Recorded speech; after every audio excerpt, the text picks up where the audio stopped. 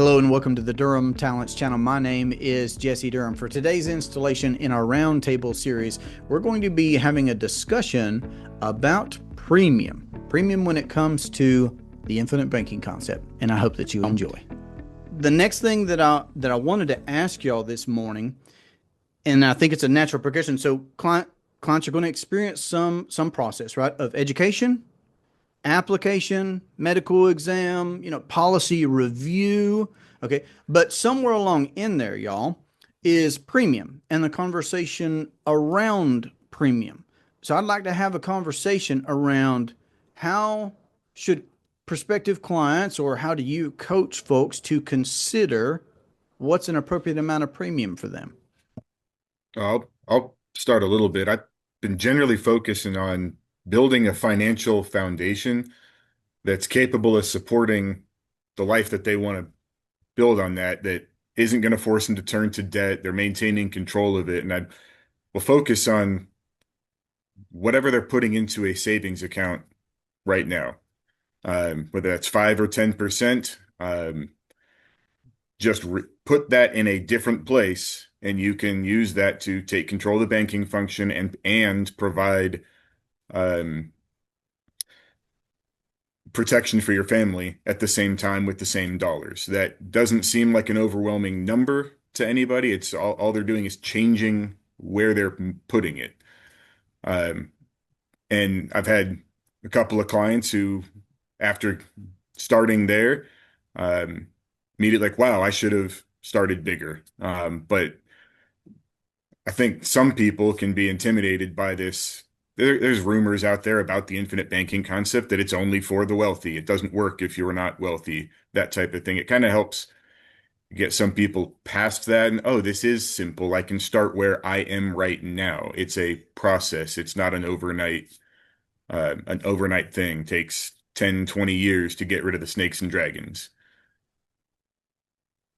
All right. I think we'd all agree probably that savings and diverting current saving strategies towards a policy, whether in completely or in a percentage, makes sense. It's maybe what you could call low hanging fruit, right? Because it's probably just changing that one step of where you're building your savings and doing so with lots of noticeable advantages. And then obviously the conversation continues from there. Yeah.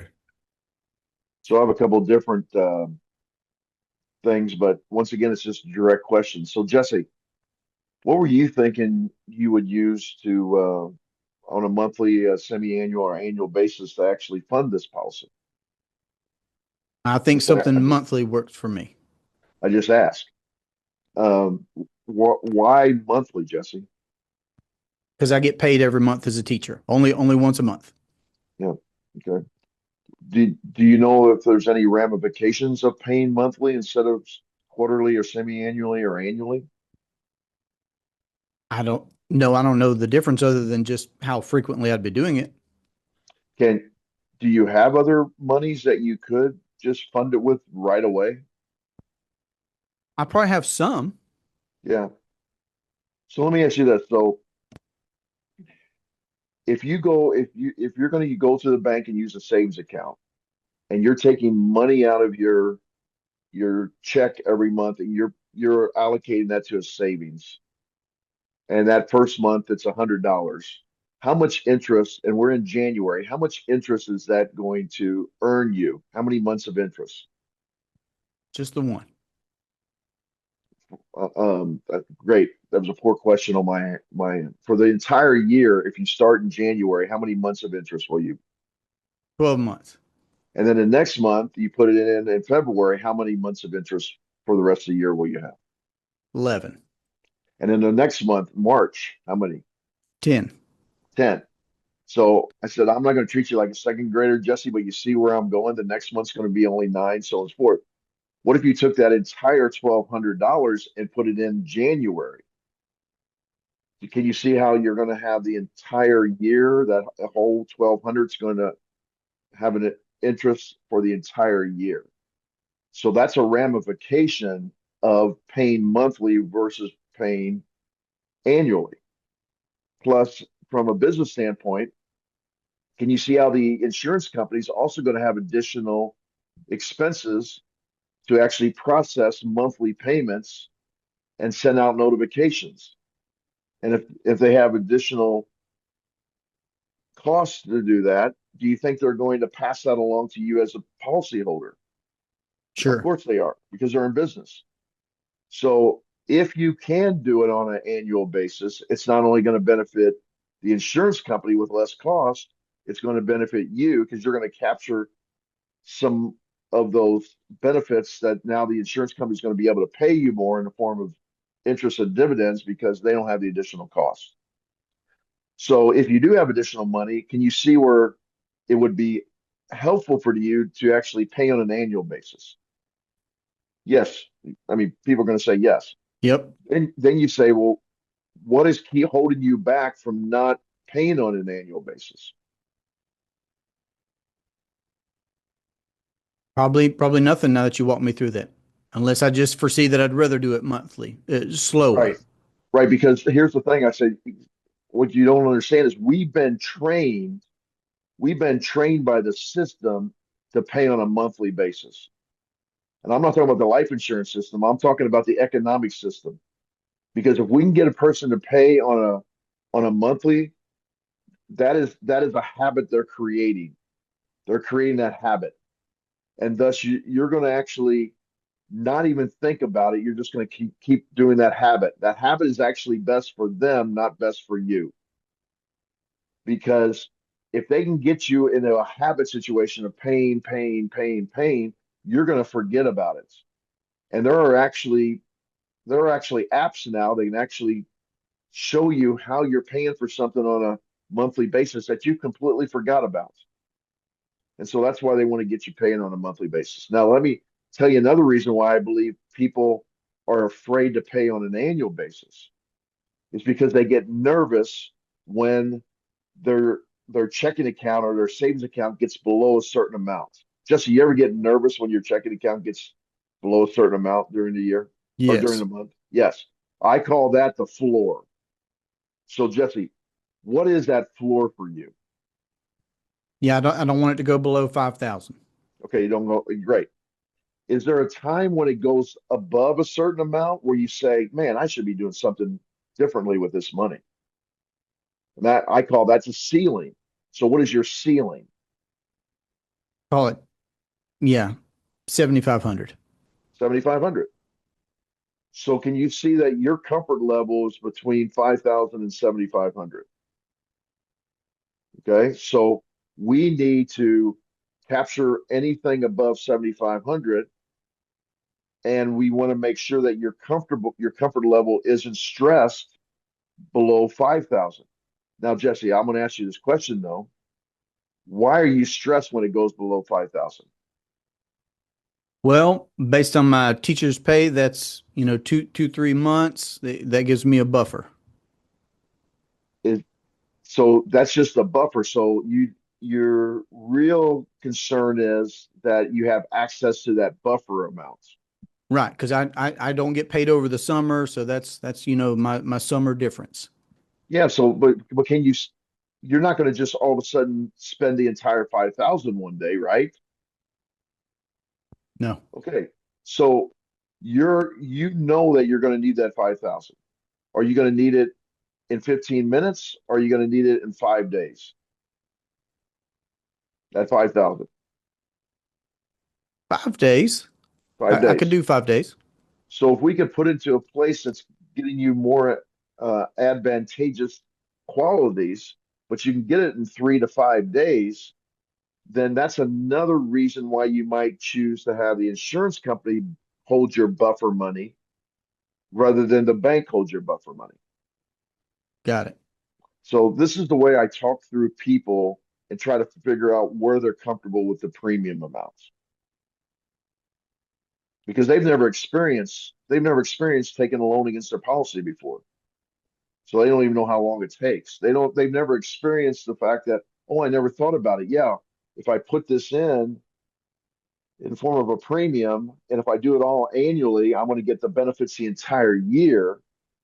And you can show them on illustrations later on, right? If you pay monthly and you multiply it by 12, it's going to be this premium compared to what it is on a monthly on an annual basis. It's actually more. It's actually more. And you can show them that. And people are not even aware of that. I tend not to I tend to err on the caution side rather than trying to teach them to run as much money through the policy as possible, unless they're a business owner. Because a business owner is used to this. They're used to cash flow and figuring out where money's going to come from, where money's going to go here for a little bit, and then we're going to shift money over here, and then I'm going to shift money over here, then I'm going to shift money over here. So with a business owner, I talk differently about that. Quarterly taxes. How do you pay your quarterly taxes? Well, some of them actually have a quarterly tax checking account, and they put quarterly taxes in the checking account. So then that conversation is different. So I'm trying to figure out how they normally do banking to figure out what the premium amount should be.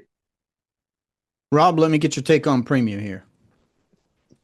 Yeah, I mean, lots of great feedback so far, um, that I think Bruce walked through. One of the things that I like to do with clients is helping them.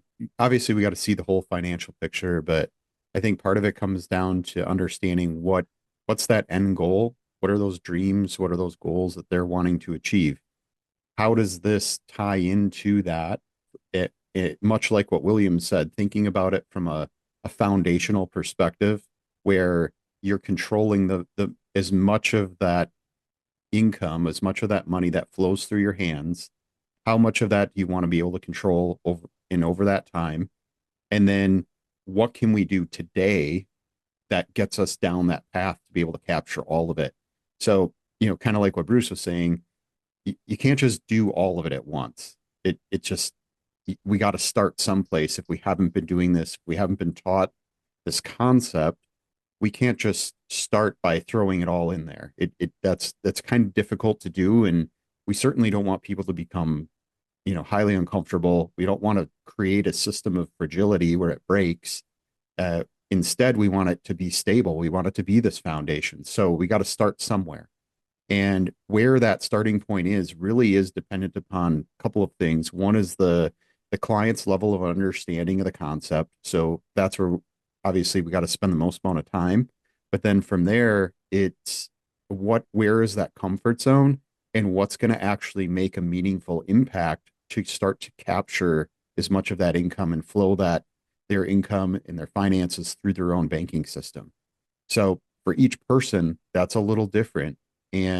But I think what's unique and why a process like we're talking about today becomes really important is it helps us guide to what that should be. And that's really something that I think the client should help discover and identify. It's not something that I want to just come in and say, hey, I think you should be doing A, B, C, and D. It doesn't mean that I won't challenge their thought process. Again, kind of like what Bruce was talking about there, there are questions that you can ask that are like, well, okay, you're comfortable with that, but what about this one? What about this that could be flowing through the system? So in doing that, sometimes we have people that will go from, a relatively small amount to a really large amount, or vice versa, right? Like sometimes you have somebody that you have to tone back a little bit. But when it comes down to that premium, it really depends upon where somebody's understanding was. Like I'll use myself as an example. When I first started this process, it was a very small amount. But then once my understanding grew and expanded, and then I knew I needed to expand the system to accommodate more income, well, that has dramatically increased to the point where, we're well over 30 some percent of our income flows through our system. And then the vast majority of all the finances that we have flow through that system as well. So we're keeping more of it in house. But again, this all comes back to where is meeting people where they're at, helping them understand what this process and this concept really does, and then helping them kind of guide towards what premium amount is going to work well for their situation right now. That all can change over time. I love Well, you made me think about what it was like for me to get started as well, Rob. You made me relive my own experience. I saw a presentation where $10,000 was used as a premium in one of the examples. And because of the room that I was in, I knew some of the people that were in the room. They were high income earners when I was exposed to infinite banking in 2015. I really saw $10,000 as like, oh, okay, that's like the floor in this place. So that's where I got to start. Even though for me in that same year, 2015, as a teacher, that represented like a third of my gross income as a teacher in North Carolina, right? And then I Hmm. started a business, so I'm in my first year of business also that year. So that level, and that was my premium on my first policy, $10,000 of premium. That was a big deal for me. And of course, we're coming into our 11th year now, though, of implementing the concept, and I pay more an annual premium than my whole teaching salary was then. So that's been something that I've grown in scale. So I had that starting point. Maybe it was big, maybe it was small, but it's where we started. And we did grow and scale that over time. You certainly can't do all of your banking, all of your financing right out of the gate by getting a policy and just beginning this infinite banking concept. But I do like planting the idea by asking the question around banking, of course, well, how much prospective client, of your current cash flow, of your current income, salary, business, cash flow, whatever that looks like for you, how much does go through the commercial bank today? Sometimes it might take them a second to realize what I'm asking. Oh, all of it. Okay, we're not starting there, but maybe there's some percentage, maybe there's some number. So I don't tell people their numbers. I tell them I'm not going to tell them their numbers. I don't mind pushing back either, though. I appreciate you saying that, Rob. I don't mind pushing back on somebody's thinking around premium to try and get them to realize something they haven't noticed yet. But I'm not going to tell them their number. All right, how about Yeah. you, other fellas? And this is another good time for me to ask, what was your experience like when you were vetting this concept? You had to decide on a premium amount that you were going to pay. Was there something that you hated or loved about what that looked like for you? I'll say for myself, my initial policy was designed purposefully to accommodate a certain amount of initial lump sum that was going in. So my first policy, in retrospect, much larger of a monthly and annual premium than I would have naturally felt uncomfortable about. But because I understood the power of my ability to be able to put a fairly significant amount of money into my policy initially, allowed me to be able to see through my uncomfortableness to understand, because I understood enough that it was a powerful enough concept that I was able to actually get out of my own comfort zone of what my premium, I would call premium tolerance, would have normally been, because I understood the power of what that premium allowed me to be able to do outside of, and be able to overfund it and do the things I wanted to do with it. So um, that was my initial experience. So um, I was that allowed me to have a larger initial policy, which has held me in good stead, and I've been able to build on that over time. And Yeah, that lump sum, that's kind of called a dump in the industry, isn't it, Bruce? Well, I Bruce was loves that term. already I was already cringing when David said overfunding. You cringed? Well, I didn't want to Yeah. use the word. I know, like dump in, I feel has been like, right. That's like a sort of a bastardized term, is it not? Like of Oh, absolutely. But it's impossible if you overfund a policy, you're mecking the policy. understood. So, so what I would prefer people use, and this is the NNI's, and we all believe me, David Stearns, the president of NNI, says things inappropriately at times. We all do it, but we all should all help clean up our languages. You Sure. know, we we fund it with a single premium at the beginning. Um, that's just my preferred thing because if we don't try to be precise at the beginning, we're not going to be precise at the end. And so I just that's just where I want to continue to try to help everybody, and I want people to push back on me too, um, so that we're constantly putting out the same message as practitioners. But like I said, even David has slipped up in front of coaching academy, in front of I think he actually during think tank he actually said something that wasn't appropriate. I don't remember exactly what it was, but the whole time I think, David, you're slipping into a bad habit. If you slip into if you say something and you have if you're aware of it, then can you imagine what kind of communication people are using out there in TikTok land when they're not even aware of it? I mean, that's the and people think, well, what's the big deal? This is communication to the general public. They don't know what a single premium paid up additions rider is. Well, that's where we come in. If we constantly say that, then we're good. But yeah, David, I agree with you 100%. Dumping is actually a lot worse than overfunding. A lot worse, Jesse. I think that was your point. You know how that gets under my saddle, burr under my saddle on that one. Yeah, no, because But of this format, it was a good opportunity for me to dig a little bit and have a little bit of fun. But also, folks that are vetting this concept or that have already implemented this concept, they're going to hear both. They're going to hear the street language, right, or whatever you want to call it. But I also believe in not being lazy in language, like Jim Rohn would say, and we should be particular, we should be precise in what we're saying. So yes, instead of overfunding, because you can't overfund a contract. The contract will allow you to pay premium, actually, whether it stays a mech or rather becomes a mech or doesn't become a mech.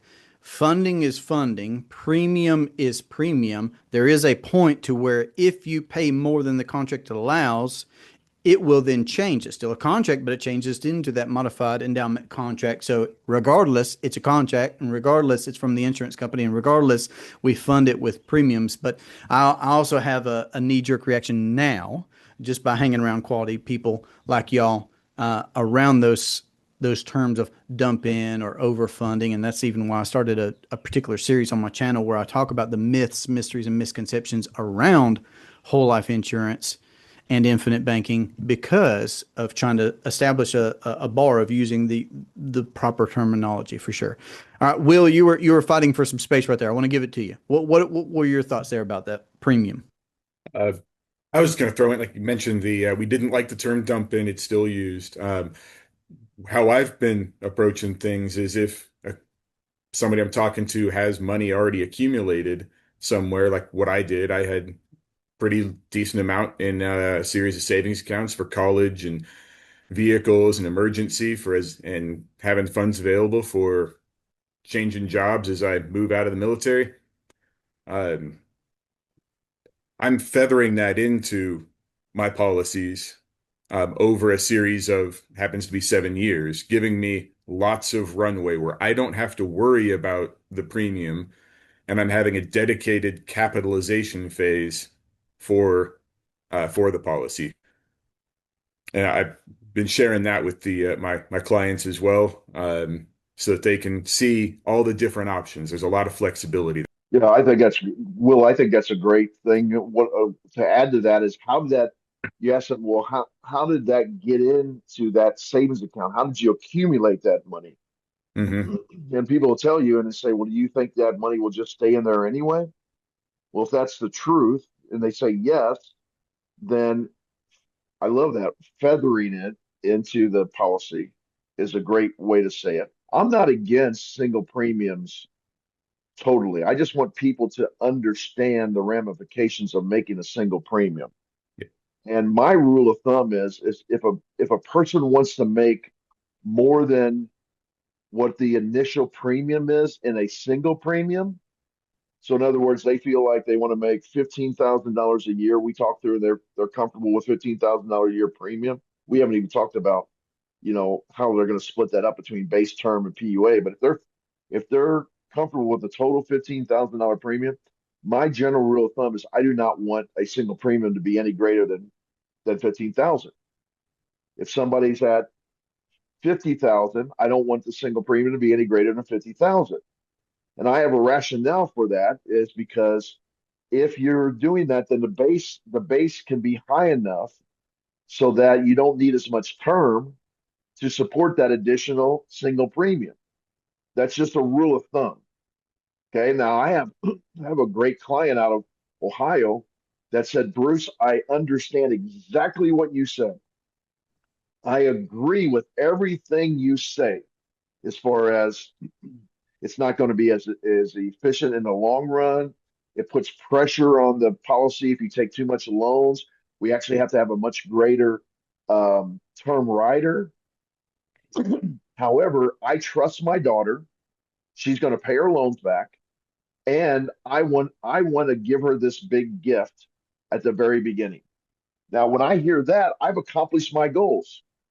I've accomplished the educational part. He understands the ramifications of doing this. So she's only putting $12,000 a year, but he did a single premium of $50,000 for his daughter. Okay, it's not the way I would generally start, but the client proved to me that he understands everything I've said. And so it really lessens the the problems you might have down the road from this. So I have guidelines. I don't have hard rules. And I think that's really important. Well, I'll run some perspective that I have on premium by you guys, and let's finish out this conversation. On the front end, I, depending on whether the client is self-employed or has a business and or is, salary W-2, I do think, I think it was Rob maybe said earlier that those can be different folks, but I like putting some numbers to things at a certain point when the client's coming to me and maybe they're not certain about how much premium they want to pay. One thing I like pointing out to them is their range. Bruce was talking about, what are you comfortable with? What are you uncomfortable with? I like that. I like asking somebody, first and foremost now, and I didn't always do this, y'all. I didn't always begin with making sure that somebody had an emergency fund before we even necessarily talk about premium. I just jumped right into premium in the beginning because that was my exposure to infinite banking. Well, how much premium do you want to pay? And I had to come up with a number, or I was influenced by a number that I saw, or whatever. Now, I like folks to hear me talk with them through, well, what's your emergency fund look like? What does your war chest look like right now? Then let's talk about premium. So that's part of my fact finding. That's part of the process, of course, being familiar with prospective clients or a client, right? Because we could be talking about a client getting another policy, which is a different conversation, but still you're talking about premium and what's appropriate for the person.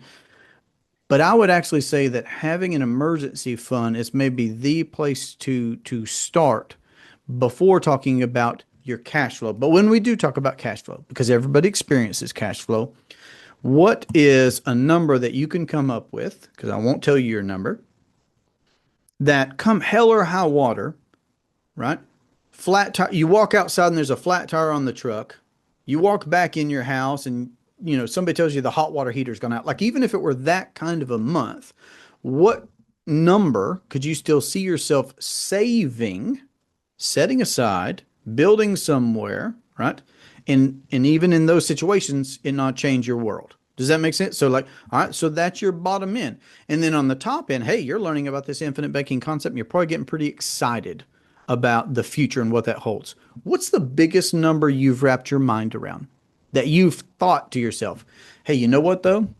If I saved this much money by paying premiums in a policy, I could get to my goals quicker. What's that number to you? So then there we have a range. Okay, we've got the conservative side, we've got the ambitious side. I've got a range. And typically speaking, I'm going to encourage somebody to consider, well, maybe you shouldn't start with your lowest number, maybe you shouldn't start with your highest number. Probably somewhere in the middle of the road is going to make good sense for you.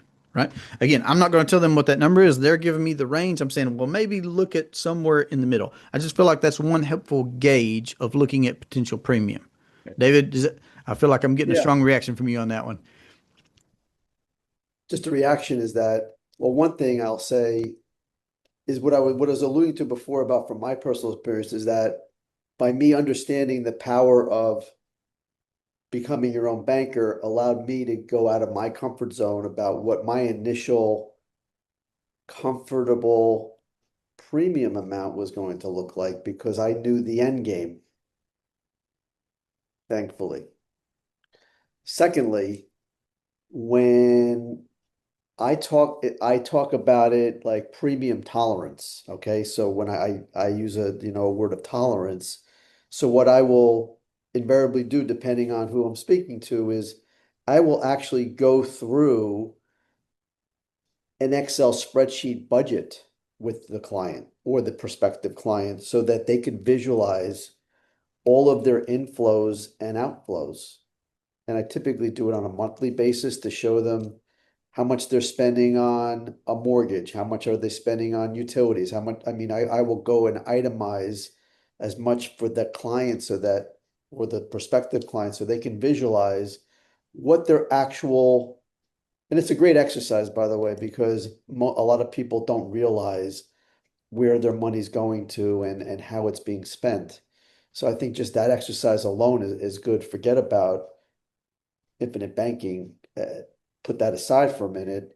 It allows them to visualize the dollars coming in, how they're being proportioned to different things in their lives, expenses, so that have inflows coming in, showing what the outflows are. And then I will have them visualize, it's like redirecting some of the money. I don't want to have them think about it like it's like a hard and fast, like it's where their dollars are where they're flowing. So I want to show them I could show them where if it's redirected in a certain way, this will be a particular outcome versus the way you've been doing it. So I like to have them look at it granularly, like literally see the dollars coming in, where they're going to, and where there can be some with comfortability and their comfortability where it could be redirected, i.e. towards premium. So that way they feel like they can visualize it, they can feel it, they could see, oh, I have this much. I call it disposable income at the end of every month of money that is not being proportioned towards expenses that do end up staying in their savings account or their whatever bucket that they're saving the money in. So that's how I start to help the client visualize what that premium could comfortably look like for them so that they have ownership of it. Yeah, their awareness there is super important. And then, of course, us, whether it's me looking at a financial footprint, you looking at that Excel sheet with the client, pointing out inefficiencies that we see too, because we're looking for cash flow inefficiencies where you could be more efficient. And that could be more premium, and it can even, of course, go beyond just disposable income, but actually diverting cash flow that was less efficient somewhere else could go and be warehoused in a policy and then deployed to, X, Y, or Z that the client's doing or wants to do, that they're saving towards or that they're financing elsewhere. Let me give y'all one other metric. Let me see what y'all think about this. One other metric is, again, whether somebody is self-employed or whether they're an employee, I like pinning a percentage towards either premium that they're considering paying or that they're adding to a current system. Let's say they're considering adding a new policy to their system. I like always showing, okay, well, you're considering this range. Remember, we've already gone through a range. You're considering paying, 5%, 25%, like whatever the numbers are. Okay. What percentage of your gross annual income or cash flow does that represent? Are we talking about 1%? Are we talking about 17%? Are we talking about 75%? Rob said earlier, some people we got to dial back. Like they're super excited, and maybe we can foresee as an agent that they're trying to bite off more than they should reasonably begin to chew, especially if it's a first policy, right? Because that is a different discussion of first policy versus a subsequent policy. But also, we need to be ready and willing to question folks' thinking to get them think bigger picture. Because again, if ultimately all of our cash flow goes through a conventional bank, are we picking a significant, because if somebody's talking about 2%, 3%, 4%, I'm just saying, I'm not going to tell people what their numbers should be, but if somebody's considering 1%, 2%, 3%, 4% of their gross annual cash flow to begin this process of becoming your own banker, is that actually moving you in that direction? Maybe, and there could be a case where somebody who's starting out at 4%, and I'm really just randomly picking these numbers, but I'm trying to also make a point by talking about this extreme, right? Does that actually move you in the direction of becoming your own banker, right? And maybe the client is just talking about more advantageously saving money. Okay, that is a different conversation than implementing the infinite banking concept. If we're talking about implementing the infinite banking concept, and you're considering 2, 3, 4% of your, I mean, that's just another gauge, right? But be that as it may, over the course of time too, that's a fun number to see dial up. Like I said earlier, with where I started in paying premium for my first policy, that's way different than what I now pay over 8 policies, going on 11 years of seeing this concept and implementing this concept. Right, that's grown and scaled, and that's really fun to track. So even actually, y'all, when I'm having annual reviews with clients, I like pointing out to them again, okay, well, here's how much of your human life value or the insurance that you could have you've acquired, X percentage. I like putting it to a percentage. And then also showing them, hey, you paid this much premium last year. Do you realize that that represents X percentage of your gross cash flows? Thumbs up. Awesome. Congratulations. Good for you. So I like those couple of metrics, percentage of your gross income, or picking out a range. A third one that I'll use, Will, you spoke a lot earlier about goals and plans of clients and prospective clients. What are their goals? What are their plans? Because a policy can be built, like you talked about your 7-year runway. That was built for you. That's custom built for you. And that's what we're looking to do for clients here. You can reverse engineer policy design based on the premium that a client wants to pay to make sure that we're putting them on track to, hey, over the next 12 months, you're going to achieve this goal of paying off that thing or paying for that thing or building this amount of capital because of how we designed the policy based on the premium that you chose. So it's like a reverse engineer, which is very different than how people traditionally think about whole life insurance or insurance in general, life insurance in general, right? Typically speaking, they're looking to pay as little premium as possible for as much death benefit. Whereas we're looking to build a policy that, yes, gets the protection that someone should have, but also be built in a way where they can use the policy as a banking system. So those are a few ways that I look at premium. Do you guys have any final thoughts about, or anything that you want to touch on when it comes to premium? Something that folks should know or consider or think about? Like you mentioned, maximum and minimums. I use kind of the same types of questions, ask it a little bit differently. And kind of comes into some little bit of difference between companies. I don't want to fixate too much on that because we had that conversation while we were at a think tank that might be a little bit too much for prospective clients, people new to this. But that minimum number, that is what are they saving every month, no matter what? They might have all those bills, the flat tire, the water heater, the AC goes out in a month, but what are they still saving, no matter what? That pretty easy minimum to set. That's an easier number for people to grasp. If they're always saving, that's the first thing they do. And then if they have bills like those emergencies, that those come out of the savings, but they always put into the savings first, and then they take out of the savings to meet those needs. And then the maximum, they'll give me that number, and if they have the accumulated capital from an existing fund, well, you're storing this in someone else's bank. Why don't we see about storing this in your bank? And that's where I try and lead them to get the maximum, which can lead to a slightly higher maximum for them, and then gives them more flexibility in the long run. They'll get a good runway where they don't have to worry about it. But then when that runway ends, they're climbing good up to cruising altitude. Mentioning that the company's just a little bit. One company allows at contract design, you set a minimum and a maximum. that can have a set ratio. Another company, you set the premium, but then you can pay, I believe it's up to 3 times more. And um, so that maximum is not as rigid with the other company, but there's long-term implications that we need to educate on for how they apply it. That's awesome. I think by you bringing those things up, Will, that it's a great reminder to people that it does matter so much who you work with, because your professionals should be familiar with those things to be able to custom build policies that are going to make sense for you, because everybody does have a different come from. So I think it's appropriate to bring it up here, and I appreciate you doing that for sure. Anything else, David? I'll leave y'all with one more thing that sticks out to me, something that was so very thought-provoking to me in the very beginning, because I just wasn't sure on premium. I saw what people were doing in the room where I saw infinite banking presented for the first time. I'd seen some examples by watching the presentation videos, but when it came down to me talking with the agent, I still wasn't sure, right? Because I just had our second son born. I had just launched this business. I'd left teaching earlier in that year to pursue the business full time. I had a lot of things in motion, and I can remember having a conversation with the agent about what I wanted to do. And he asked me something that still sticks out to me, and I'll use this with folks. Well, Jesse, do you think it's worthwhile to pay yourself first?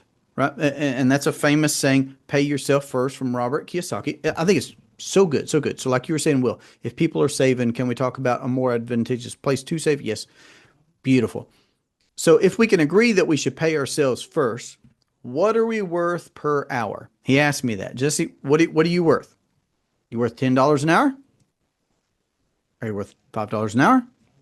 Are you worth $2.50? What's your number, right? And he actually walked me through. I mean, and he did it in a good way. He did it in a respectful way, but it was a thought-provoking way. It was actually a bit chest pokey, I felt like, right?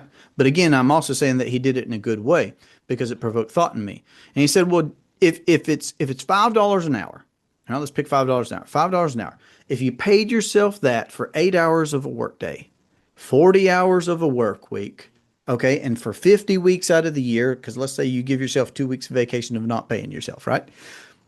If you just follow that model and math it out, we're talking about $10,000 of premium. I'm like, okay, I've never run that math before. I did believe at that time, because I'd launched my business in the travel space. I'm like, yep, I should pay myself first. That's a good principle. But okay, that's what it would look like and I certainly felt like I was worth $5 an hour, right? But that would mean $10,000 of premium. And then that's where he said, well, are you worth $10 an hour? Does it need to be $2.50? Like, you get to pick the number, but if you're actually going to implement that process, here's what the math looks like. Where's your entry point? What makes sense for you? Right. And just by putting that in a question format and by actually showing me, the numbers, it was helpful. I was like, oh, that's what that looks like. So I found it to be helpful. It's obviously stuck with me since then.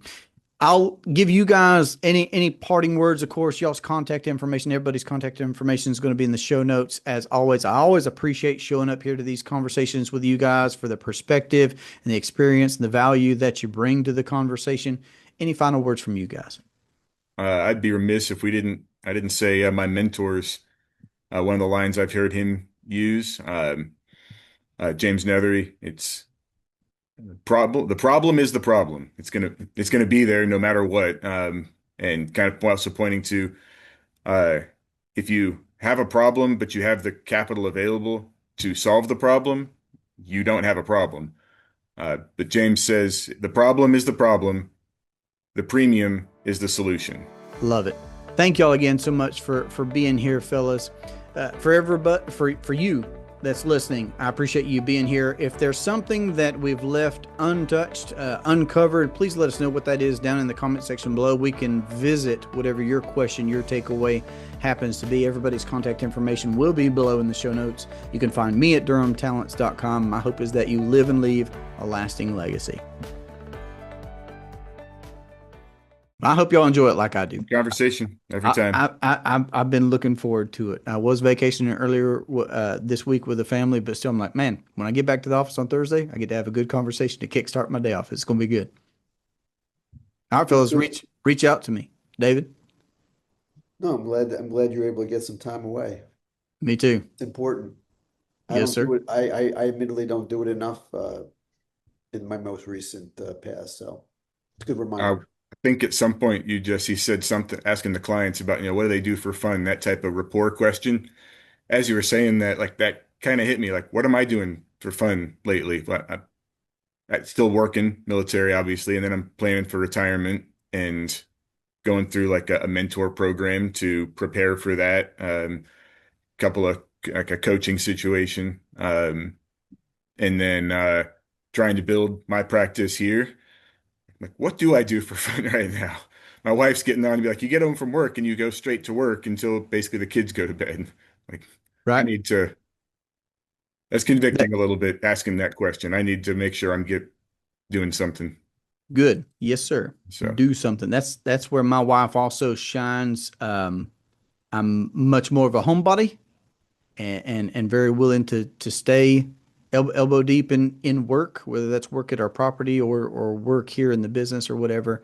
But those are the times for sure that we don't regret. As much as I love being with you guys, but I'm gonna keep doing it, it has its place still, right?